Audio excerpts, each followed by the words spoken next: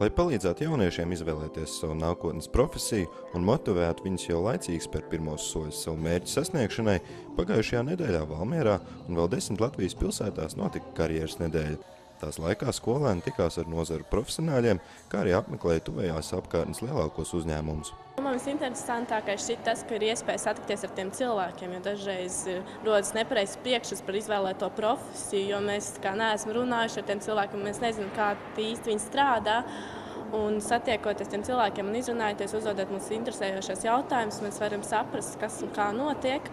Un kā arī personīgi man galvenākā atziņa šīs karjeras nedēļas ietvaros bija tā, ka es sapratu, ka jāizvēlēs profesija tiešām, kas tev patīk, nevis tas, kas tu domās, ka tā būs peļņa laba vai tas būs pieprasīts, jo tu nevarēsi sasniegt tos mērķus un visu to augstāko līmeni, ja tev nepatiks tas darbs. Un tāpēc labāk darīt to, kas tev patīk, un varbūt mazāk nedaudz pelnīt, bet tas būs tev tīkamāks darbs. Karjeras nedēļas noslēgumā tās dalībnieki Valmieras pamatskolā prezentēja to, kā viņi sev saredz Valmierā pēc 20 gadiem. Tiesa gan ne visiem šobrīd ir skaidrs, ko viņi vēlētos darīt nākotnē, taču piedaloties šādās un līdzīgās aktivitātēs, neviens vien ir sapratis, kāda profesija būs īstā. Es būšu dizainere, vismaz es tā ceru. Es dizainēšu telpas un zīmēšu tām. Kāpēc tāda izvēle? Ja man patīk ļoti pazināt.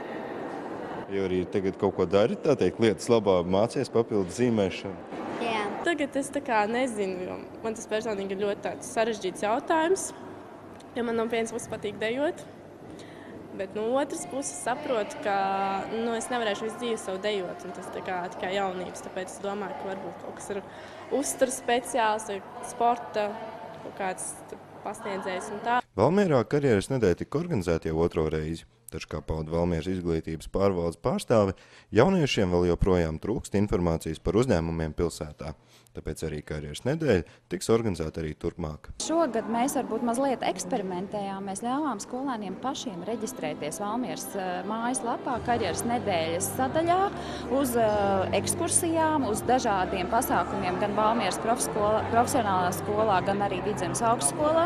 Un teikšu tā, pieteikumu skaits bija ap 600. Tā kā es domāju, ka tāda veida brīva pieeja ir attaisnojusi sevi.